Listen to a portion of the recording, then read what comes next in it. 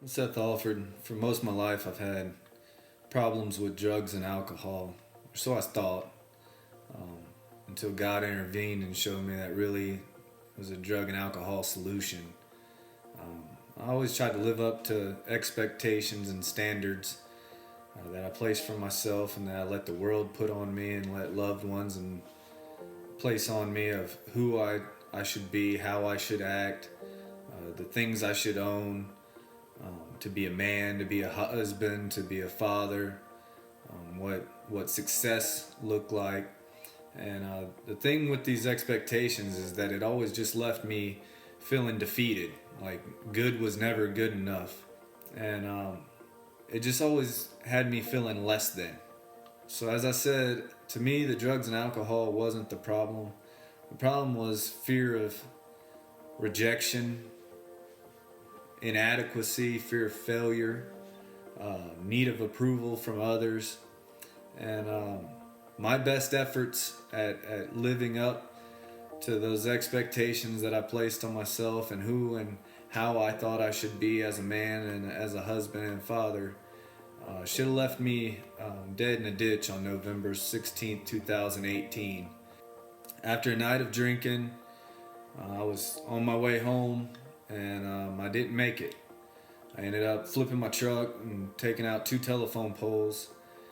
But God's grace stepped in. That's the grace of God. It's not because of, definitely not because of how I had lived and because I was some great guy that just deserved God's love, mercy, and grace, but just because of who He was.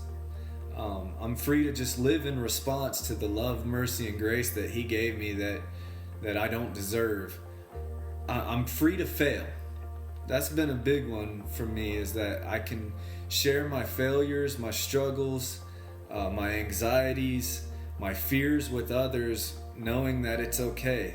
That gives me hope that the circumstances around me, the things going on around me, I don't have to fear. I don't have to be so anxious about, because that's not that all that there is for life.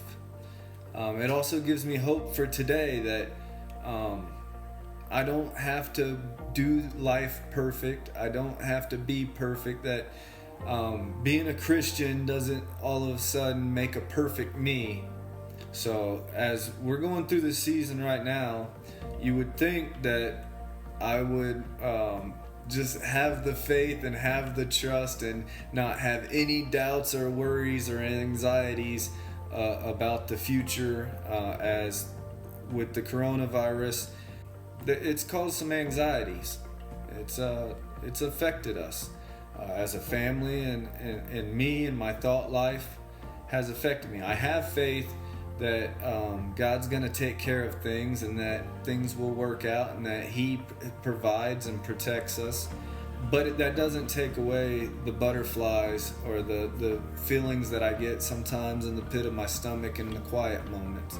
But the difference in today and in years past is that today I'm free to share those burdens, those anxieties, and those feelings with others.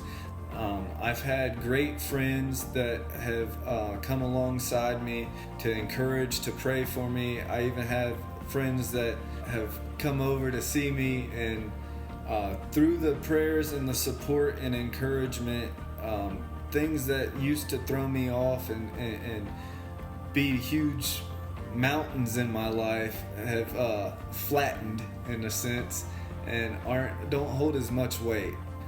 In the past, being so worried about what other people thought of me or how would that look to other people always kept me in bondage.